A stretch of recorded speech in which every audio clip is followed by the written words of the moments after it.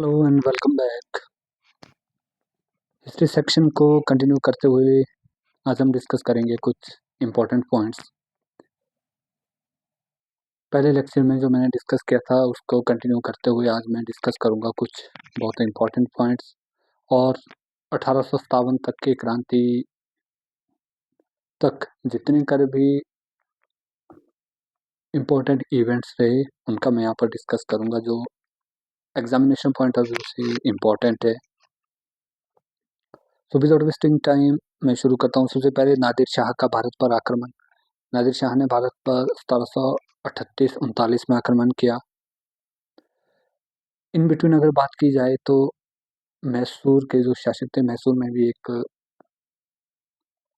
विशाल साम्राज्य की नींव रखी थी हैदर अली ने, और उनके जो बेटे थे टीपू सुल्तान। इनके जो आंग्ल मैसूर युद्ध बहुत ही इंपॉर्टेंट है, पूछे गए हैं। 4 आंग्ल मैसूर युद्ध हुए। मैसूर के जो हैदर अली थे उन्होंने सेना की प्रशिक्षण के लिए फ्रांसीसी विशेषज्ञ नियुक्त किए थे। मराठा शक्ति की बात की जाए तो मराठा शक्ति भी शिवाजी के नेतृत्व में उभरी थी। बालाजी बाजीराव को मराठा राज्य का वास्तविक संस्थापक माना जाता है। सिखों की बात की जाए तो सिख 12 मिसिल में विभाजित हुए थे। स्वाई जैन सिंह, गुलाबी शहर जयपुर की स्थापना किसने की थी? वो स्वाई जय सिंह जी ने की थी। यहाँ पर 5 खगोलीय वेधशालाएं हैं। 1757 प्लासी की लड़ाई जो सर्वप्रथम ब्रिटिशर्स और बंगाल के नवाब सिराजुद्दौला के बीच हुई थी। 23 जून 1757 को ये लड़ी गई, जिसमें सिराजुद्दौला की हार हुई और यहाँ पर अलीनगर की संधि हुई। क्लाइव इस वक्त गवर्नर थे ईस्ट इंडिया कंपनी के। 1757 में जो प्लासी की लड़ाई में मीर जाफर और राय दुर्लभ ने सिराजुद्दौला को धोखा दे दिया था और धोखे से सिराजुद्दौला को हार का सामना करना पड़ा था ब्रिटिशर से। मीर कासिम ने राजधानी मुर्शिदाबाद से मुंगेर स्थानांतरित की। बक्सर का युद्ध। मॉडर्न इंडियन हिस्ट्री की अगर बात की जाए तो मॉडर्न इंडियन हिस्ट्री 1757 की जो प्लासी की लड़ाई है यहाँ से शुरू होती है। 1764 में बक्सर का युद्ध हुआ, जिसमें मीर कासिम, अवध के नवाब शुजाउद्दौला व शरणार्थी मुगल शहंशाह शाह आलम द्वितीय, इन तीनों की सेना ने ब्रिटिशर के साथ युद्ध लड़ा, लेकिन मीर कासिम का जो संघ है इसमें हार हुई। 1764 में बक्सर के युद्ध में मीर कासिम के साथ जो भी नवाब शुजाउद्दौला और मुगल शहंशाह शाह आलम द्वितीय थे, इनकी हार हो गई। और 1765 में इलाहाबाद की संधि हुई। 2 संधियां की गई थी, मुगल शासक के साथ अलग की गई और अवध के नवाब के साथ अलग की गई थी। इसी से ही ब्रिटिशर्स को बंगाल, बिहार और उड़ीसा की दीवानी मिल गई। दीवानी जो सिंपल मीनिंग है रेवेन्यू राइट्स की राजस्व एकत्र करने की जो शक्ति ब्रिटिशर्स को मिल गई थी, ब्रिटिश ईस्ट इंडिया कंपनी को मिल गई थी। कंपनी द्वारा बादशाह को वार्षिक 26 लाख रुपए का भुगतान निर्धारित किया गया। इसी दौरान 1765 में बंगाल में द्वैत शासन शुरू किया गया। द्वैत शासन की शुरुआत रॉबर्ट क्लाइव ने की थी। रॉबर्ट क्लाइव ने दीवानी और निजामत, ये जो दोनों कंपनी के नियंत्रण में कर दिए और प्रशासन को नवाबों के हाथों में रख दिया। कहने का तात्पर्य क्या है कि प्रशासन की दोहरी नीति अपनाई, जिसमें दीवानी और निजामत, राजस्व और पुलिस विभाग कंपनी ने अपने नियंत्रण में रखे और प्रशासन की नींव नवाब के हाथों में रखी। और द्वैत शासन का अंत 1772 में हुआ। इसके बाद 1773 वेरी वेरी इंपॉर्टेंट है ये, वॉरेन हेस्टिंग्स भारत के प्रथम गवर्नर जनरल बने। 1772 में जो गवर्नर की पोस्ट है इसको गवर्नर जनरल में तब्दील कर दिया गया।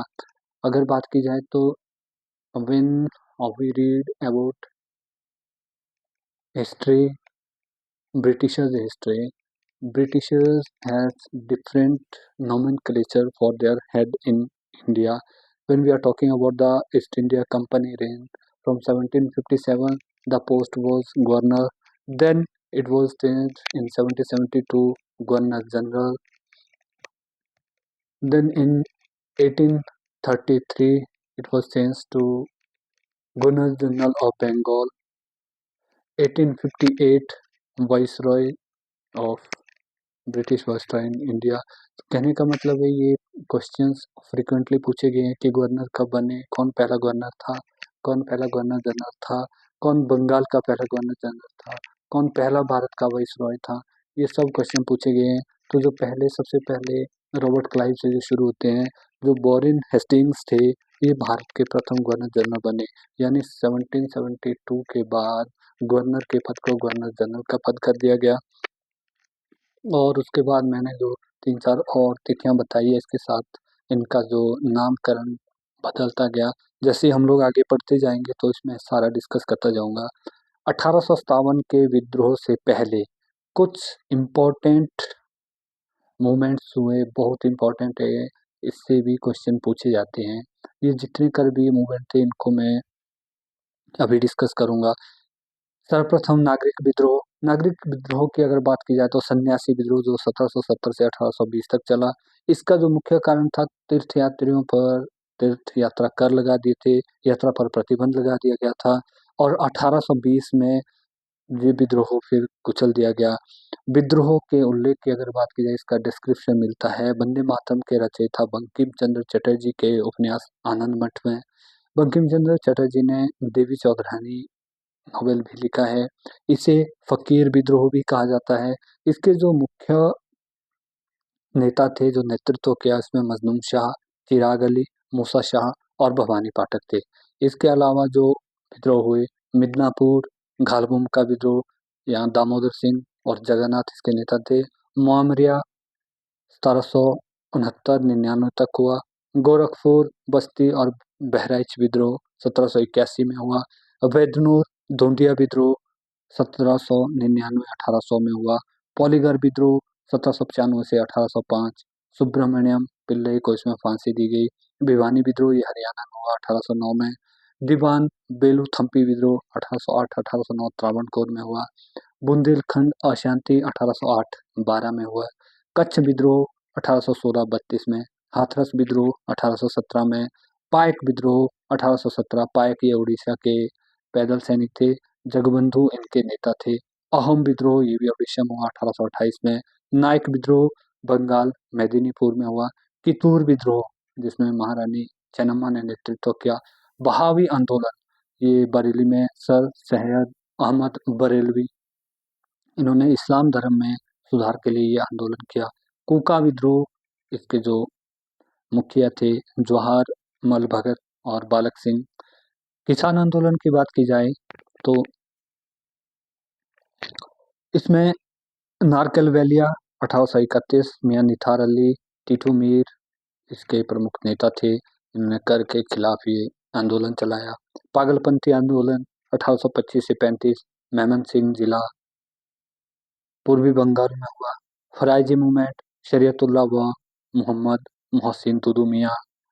मोपला विद्रोह 1836 से 54 तक राजस्व मांग में वृद्धि के लिए यह आंदोलन चलाया गया।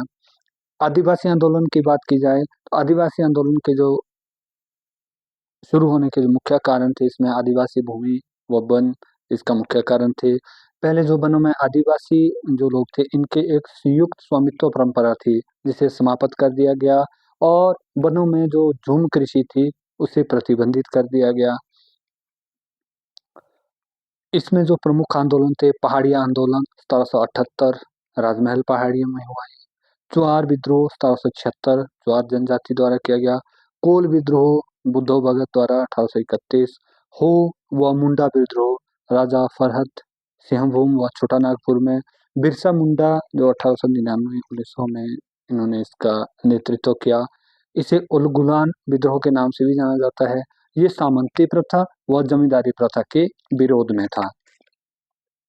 संथाल विद्रोह 1855-56 में, जिसके नेता सिद्धू व कान्हू थे। खोंड विद्रोह 1837 से 56 तक, इसके नेता चक्कर बिशोई। भील विद्रोह 1817-19 ये पश्चिमी घाट में हुआ। ताना भगत आंदोलन इसके जो नेतृत्व करते थे जत्रा भगत व बलराम भगत। रंपा विद्रोह ये जो विजयपट्टनम मद्रास में हुआ। अल्लूरी सीताराम राजू इसके नेता थे। इसके अलावा 1857 के पूर्व कुछ सिपाही विद्रोह हुए, इसमें जो 1764 में बंगाल सिपाहियों द्वारा विद्रोह किया, 1806 में वेलोर विद्रोह हुआ, 1824 से 47 में नेटिव इन्फेंट्री द्वारा भी विद्रोह किया गया और 1838 में शोलापुर विद्रोह हुआ। पूर्वोत्तर भारत के विद्रोह की बात की जाए तो अहोम 1828 से 33 असम में हुआ, खासी, जयंतिया व गारो क्षेत्र में सिंहफोस आंदोलन असम में हुआ। नागा आंदोलन की बात की जाए, नागा आंदोलन 1905 से 1931 तक मणिपुर में हुआ। इसका नेतृत्व जोदो नांग ने किया था, लेकिन उनके बाद ये जो नेतृत्व दिया ये युवा नागा महिला गैडिनिलियो ने किया था। और इस तरह से हमारे जो 1857 से पूर्व जो विभिन्न विद्रोह थे या कुछ घटनाएं थी, इसके बारे में मैंने डिस्कस किया। आई होप आपको ये पसंद आएगा। Thank you, thanks for listening carefully.